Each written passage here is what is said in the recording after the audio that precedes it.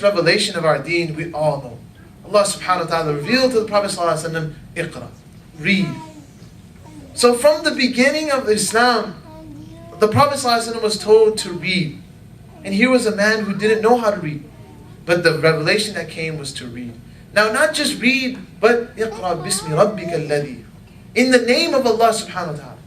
And so the lesson that I want to leave you with is that when you decide to open up your math book, your science book, or when you decide in September to take that ACT, before you begin, Bismillah ar-Rahman ar-Rahim. Anytime you revise to you're studying for your ACT, Bismillah ar-Rahman ar-Rahim. Anytime you're struggling and something doesn't make sense, begin to say durood, Allahumma salli ala Muhammad. That will help you. Because now your niyyah is that this is for Allah subhanahu wa ta'ala. And that's why you're doing this ACT. If you think, well, ACT is one thing, Salah is one thing, Namaz is one thing, Roza is one thing, and ACT is one thing, no. It's all one. The moment you say, Bismillah ar-Rahman ar-Rahim, I'm going to start this ACT practice exam, it's become an act of worship.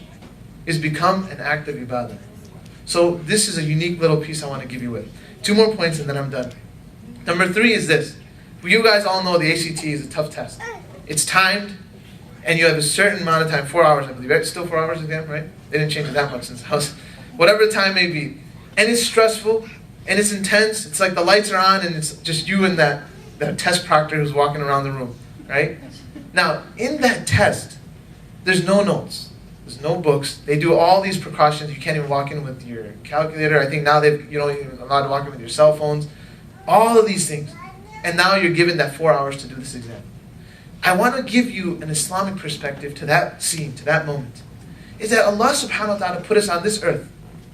And the living of this earth is a test from Allah subhanahu wa ta'ala.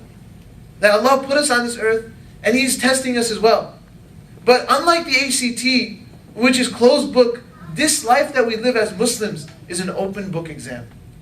We have the open book, and not only do we have the book, we have supplemental sources to go with it. Allah subhanahu wa ta'ala has given us the Quran, He's given us the Hadith, and the Sunnah of our Prophet sallallahu alaihi wasallam. So if you want to achieve success in your ACT, you will prepare for it. And if you want to achieve success in heights as a Muslim, in your understanding of deen, in your practice of Islam, you have the books in front of you. And you also need to struggle so that you can be successful in the light of Islam, in the terms of your deen as well. Finally, brothers and sisters, especially the young students, there is a message in the Quran that Allah subhanahu wa ta'ala is with those who trust Him. Inna Allah yuhibbul mutawakkilin. Allah subhanahu wa ta'ala loves those who trust in Allah subhanahu wa ta'ala. And there's a hadith of our Prophet sallallahu alaihi wasallam that says, when you want to show your trust in Allah subhanahu wa ta'ala, tie your camel. What does that mean?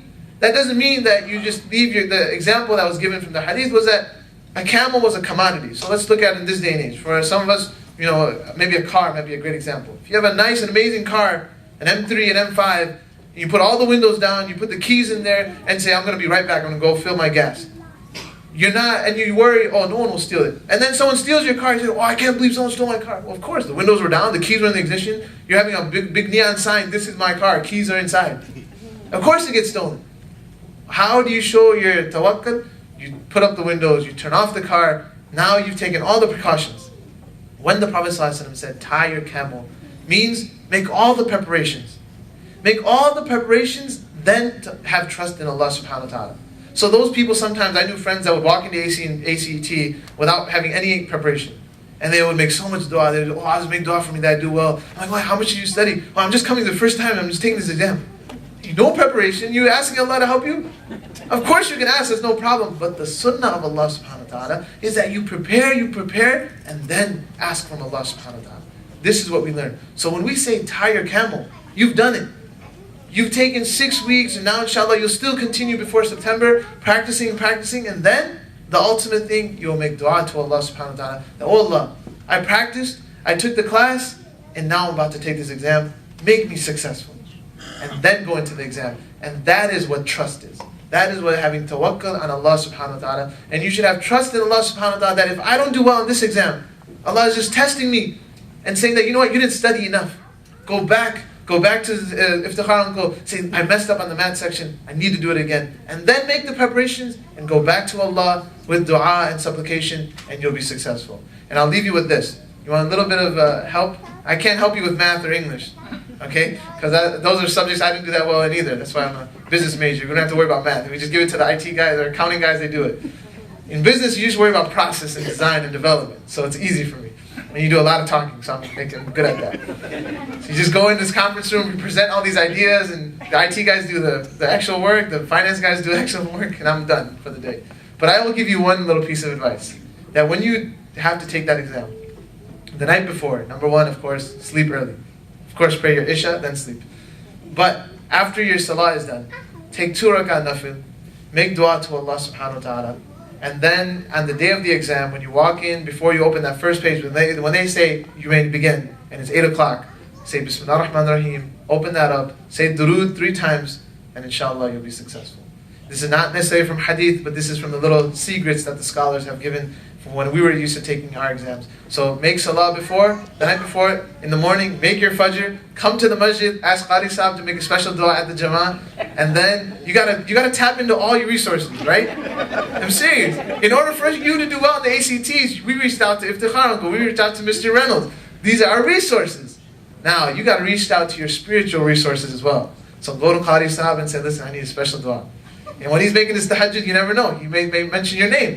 Next thing you know, Allah subhanahu wa ta'ala gives you this opening. You know, like all of a sudden this math problem is so clear for you.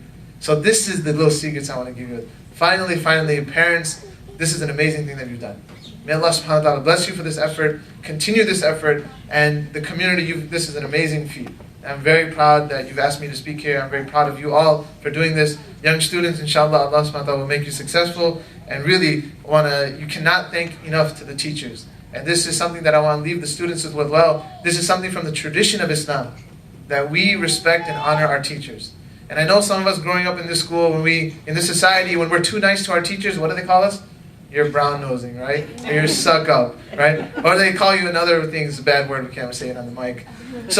But in the Islamic tradition, we don't care about that. We look to honor our teachers. We look to serve our teachers. So if the Kharam goes telling you a math problem and you can see his mouth running dry, and if one of you just got up from that beautiful breakfast and grabbed an orange juice and gave it to him, this is honoring your teacher. Or when he gave you that 5-minute break, if you brought him water, that's honoring your teacher. If Mr. Reynolds was struggling with something